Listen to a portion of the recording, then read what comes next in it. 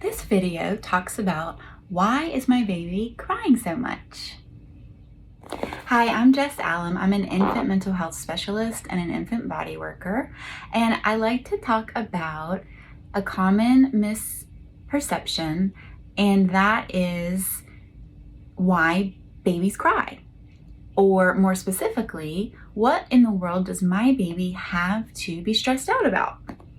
So there's lots of reasons why babies are going to be stressed, and specifically, we think about the transition from being in an aquatic womb environment to then having to deal with gravity and air and dryness and temperature changes, and that in and of itself can be stressful because babies don't have these self-regulating capacities to regulate their temperature and that kind of stuff. So at birth and then at death, the stress hormones are at their very, very peak throughout life.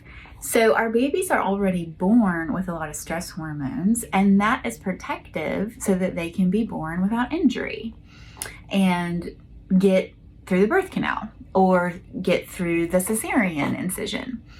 And if babies are tightly swaddled or held in a flexed position a lot or generally immobilized, then they don't necessarily have all of the natural ability to flush those stress hormones out of their system. When it comes to understanding the physical aspect of birth and the amount of inherent stress just natural in the birth process for most births, vaginal births especially, but whether they're unmedicated or medicated, that doesn't matter because the physiology of it is going to be the same in this example that I'd like to share.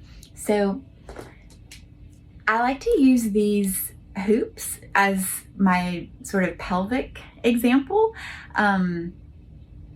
It seems to work better for me to share a visualization of what all the baby has to go through to get out of the pelvis and what could be contributing to their stress. So this is the pelvic inlet and this is the pelvic outlet.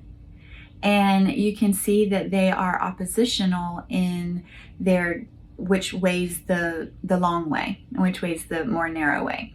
So it's always easier if I have another set of hands, but let's say this is your baby and let's say that they're in the womb like so. Their first process is to be able to use these natural reflexive movements to get their head into a position where they can come into the pelvis. And then from here, because their shoulders are wide, they have to do some rotation in order to get the shoulders through the widest part of the pelvis. Now that they're through this part, now they have to go through this part, which requires, once again, a level of reflexive movement to facilitate that the baby's body as the puzzle moving through the mother's pelvis. So I hope that visualization gives you just one idea about how and why babies begin their life outside of the womb with a high level of stress and might have some stuff to cry about. If you find that your baby is a crier and is difficult to soothe, some people call it colic, but we can just say that they're uncomfortable and they're letting you know through this crying as communication that something's not quite right.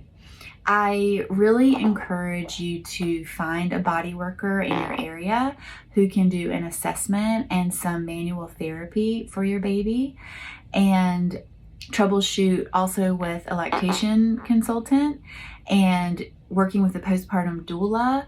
In other words, ensure that your postpartum circle of support includes some of these infant specialists who can help you get to the root of the problem, which could be contributing to your baby's high level of distress